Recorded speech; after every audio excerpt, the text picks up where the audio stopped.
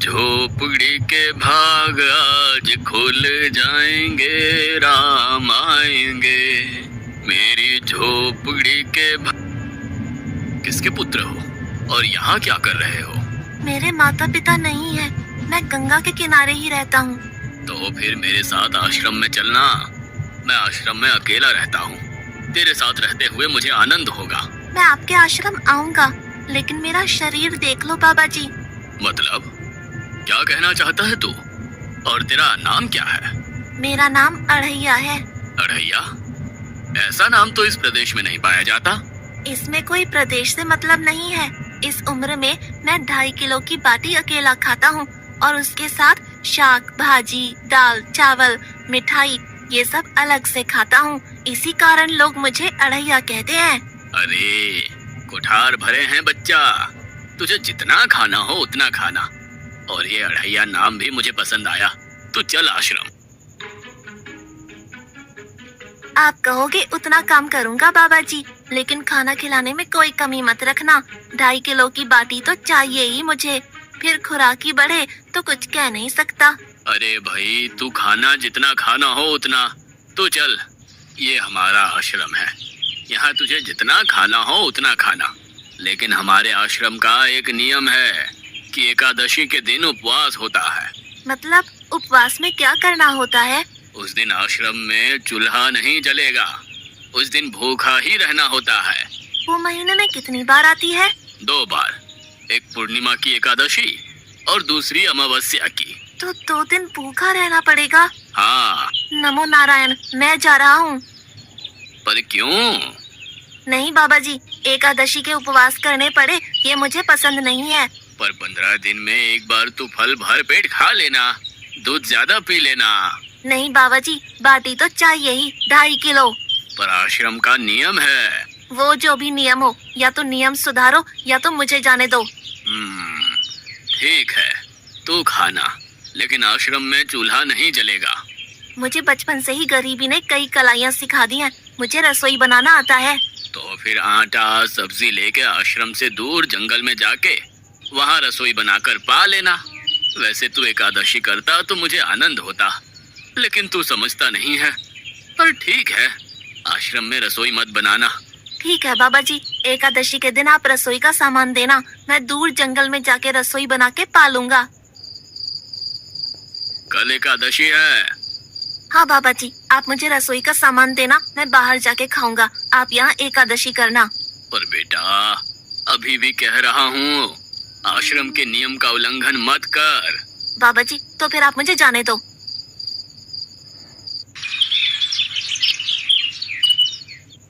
ओ अढ़िया, हमारे आश्रम में ऐसा नियम है कि ठाकुर जी को भोग लगाकर ही पाया जाता है। तू एकादशी के दिन ये सब कर रहा है, उसमें मैं मना नहीं करता, पर ठाकुर जी को भोग लगाकर ही पाना। ठाकुर जी मतलब कौन? यार, ठाकुर जी मतलब भगवान ईश्वर। मतलब भोग लगाने पे वो रूबरू आएंगे? तो फिर ज्यादा सामान दो। तू मूर्ख, तुझे कैसे समझाऊं? भगवान नहीं आते, सिर्फ तुझे भावना करनी है। कैसी भावना? जब रसोई तैयार हो तब थाली के सामने बैठकर 2 हाथ जोड़कर ठाकुर जी को खाना खाने बुलाना। मेहरबानी करके इतना नियम पालन करना। ठीक है। ये लड़का ठीक है, लेकिन एकादशी की होती तो कितना अच्छा होता।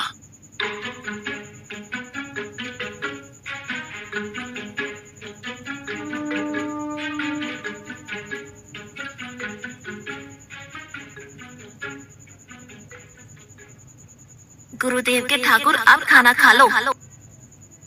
स्वामी, भोजन तैयार है, आप कहाँ जा रहे हैं? मेरा एक भक्त मुझे बुला रहा है, मैं अभी आया। गुरुदेव के ठाकुर, आप खाना खा लो।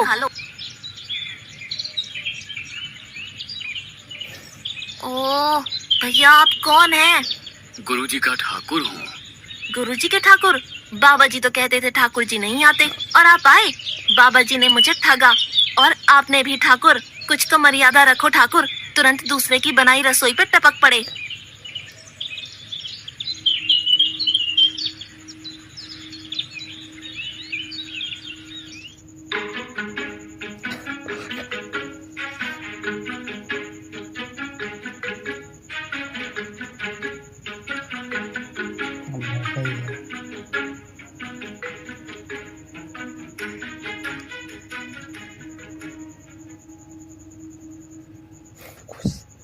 तूने एकादशी नहीं की, मुझे अच्छा नहीं लगा। खाना खाया? क्या खाऊं? बाबा जी का ठुल्लू। ये आपके ठाकुर मान मर्यादा या विवेक समझते हैं, समझ ही नहीं आता। एक तो एकादशी नहीं की और ठाकुर को क्यों अपवाद कर रहा है? तो क्या करूं? आपके कहे अनुसार मैंने हाथ जोड़ के बोला, गुरुदेव के ठाकुर पधारो, तो जिसे कुछ नहीं आके सीधा खाने लगा। मेरी बात पूरी हो उससे पहले सब निपटा गया, भुक्कड़ कहीं का। भगवान थोड़े तेरे पास आएंगे। एक तो खाना भी खा लिया और झूठ भी बोल रहा है। मैं झूठ नहीं बोलता बाबा जी। कल एकादशी है। हाँ बाबा जी, मैंने कैलेंडर देख लिया है। कल मैं 2.5 किलो आटा नहीं लूंगा, 5 किलो लूंगा, क्योंकि आपका ठाकुर आता है। 2.5 किलो का खाना उनका और 2.5 किलो का मेरा। तुझे जितना लेना हो उतना ले जाना। या तो खुराक बढ़ा होगा या मित्र होंगे। ठाकुर जी को अपवाद क्यों कर रहा है?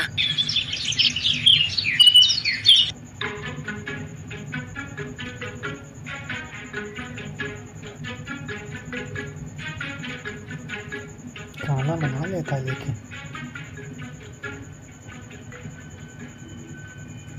गुरुदेव के ठाकुर अब खाना खा लो। अकेले अकेले कहाँ जा रहे हो स्वामी? मेरा एक भक्त मुझे भोजन के लिए बुला रहा है। तो फिर मुझे भी साथ ले चलिए। पर जानकी, वहाँ पर 2 लोगों के लिए भोजन की व्यवस्था नहीं है। कोई बात नहीं, जितना भी होगा हम आधा आधा बांट लेंगे। चलो। उसका फिर से बोले। वो लड़का कुछ भी बोले उनकी तरफ ध्यान मत देना।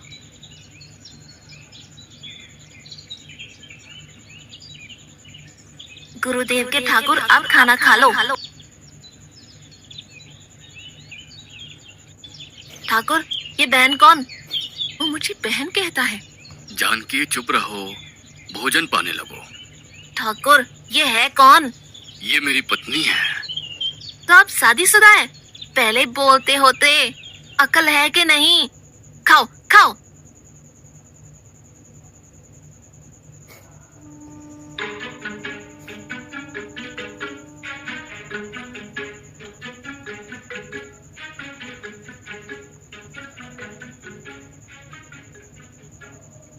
एकादशी की ऐसी की तैसी। आज क्या हुआ? मुझे ज्यादा बुलाओ नहीं, और इनका परिणाम अच्छा नहीं आएगा बाबा जी। पर हुआ क्या? आपको मुझे बताना तो चाहिए। ठाकुर तो आया, लेकिन वो शादीशुदा है, और वो बताना चाहिए ना। शादीशुदा है? मतलब? दोनों पति पत्नी आए थे, निर्लज्ज, और चुपचाप हंसते थे। मैं इतना गुस्सा करूं और उनको कोई लेना देना ही नहीं। दोनों खा के चले गए। वो बहन अपने घर में रसोई नहीं बनाती होगी। क्या बकवास कर रहा है? तुझे क्या हो रहा है? ठाकुर तेरे पास थोड़ी ना आएंगे। कल एकादशी है। हाँ, मैंने कैलेंडर पहले ही देख लिया। आज मैं 5 किलो आटा नहीं लूंगा, 7.5 किलो आटा लूंगा। 2 लोग वो और एक मैं। तुझे जितना ले जाना हो उतना राशन ले जाना। मैं कब मना कर रहा हूँ, पर तू झूठा नाटक मत कर। नाटक नहीं कर रहा गुरुजी, मैं झूठ बोलता ही नहीं हूँ। आप ही खेल खेलते हो। 2 एकादशी से भूखा मार डाला मुझे।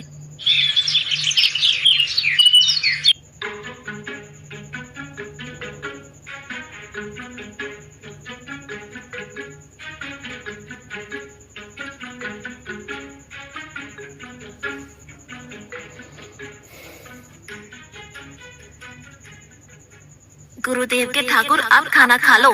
आप दोनों अकेले अकेले कहाँ जा रहे हैं? मैंने रात दिन आपकी सेवा की है और भंडारा खाने अकेले जाओगे? लक्ष्मण, तेरा स्वभाव बहुत गर्म है, और वो लड़का कुछ भी बोले पर तुम उसे कुछ भी नहीं बोलोगे। नहीं बोलूंगा।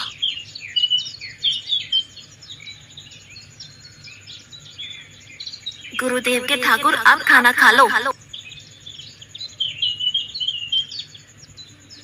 ओ भैया, ये दूसरा भैया कौन है? वो मेरा छोटा भाई है। आप मुझे बताएंगे कि आपके घर में संख्या कितनी है? मुझे राशन का तो पता चले। भैया, ये इतना गुस्सा कर रहा है। लक्ष्मण, चुप रहो, भोजन में ध्यान दो।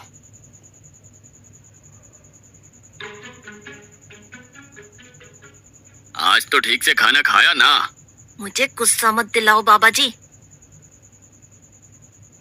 पता नहीं इस बच्चे की क्या समस्या है। कल एकादशी है। हाँ बाबा जी, मैंने कैलेंडर में देख लिया है। आज मैं 10 किलो आटा लूंगा। 10 नहीं 20 किलो राशन ले जा, लेकिन तू झूठ बोल के ठाकुर को अपवाद मत कर। आप मेरी बात कभी नहीं मानोगे, मैं झूठ नहीं बोलता।